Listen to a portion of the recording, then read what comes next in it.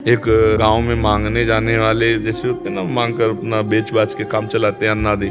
तो गांव के बाहर एक सरोवर था, वहां नहाया, अपना ऐसे तिलक रचना की, साधु का वेश रखा और देखा कि गांव के गाय चराने वाले लोग देख रहे, थोड़ा नाटक किया ऐसे ऐसे।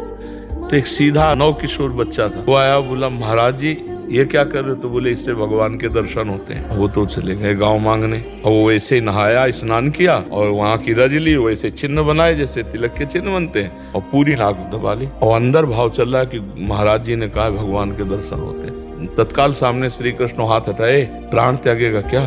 देखा तो ऐसा किसी को देखा नहीं था, इतने सुंदर प्रभु उसी अवस्था के।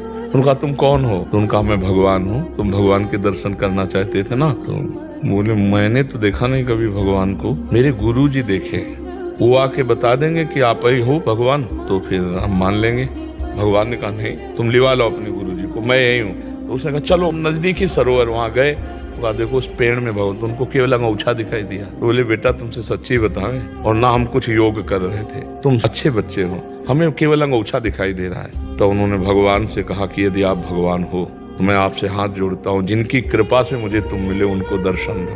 भगवान ने उनका ज्ञान हरण किया, जे ही दर्शन दिए, उस दिन से वो सच्चे बन गए। श्रद्धा का विषय देखो।